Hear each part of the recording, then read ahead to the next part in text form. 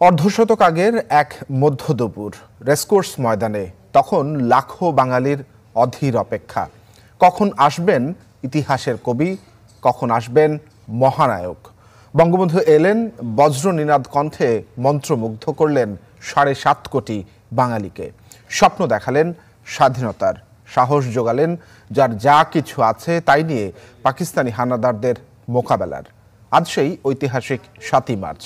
দিবসটিকে ঘিরে দিনভর থাকছে নানান কর্মসূচি। রকমারের ডিসকাউন্টের উপরে শুধুমাত্র নগদ দিয়ে পেমেন্ট করলেই পাবেন আরো 21% ক্যাশব্যাক।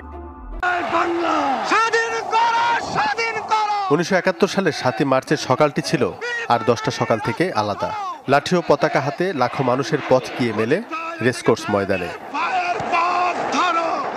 বিকেল ৩টা ২০, জনতার অপেক্ষার প্রহর ফুরোয় মঞ্চে ওঠেন কোটি বাঙালির প্রাণপুরুষ। পরের ১৯ মিনিটে রচিত হয় এমন এক মহাকাব্য যার ছন্দে ছন্দে স্বাধিকারের মন্ত্র উদ্দীপ্ত করে মুক্তিকামী কোটি বাঙালিকে।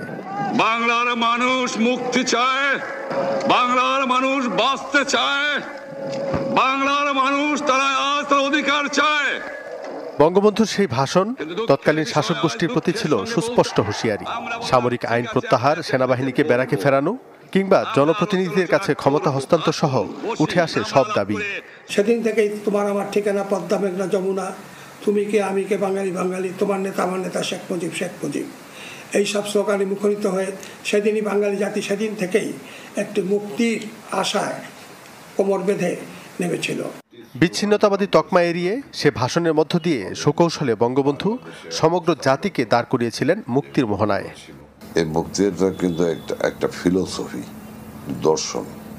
এর মধ্যে আপনি পাবেন স্বাধীনতার যুদ্ধের দিক নির্দেশনা, এর ভিতরে পাবেন আপনি স্বাধীনতা উত্তর বাংলাদেশকে বিনির্মাণে অর্থনৈতিক মুক্তির পথ প্রদর্শন।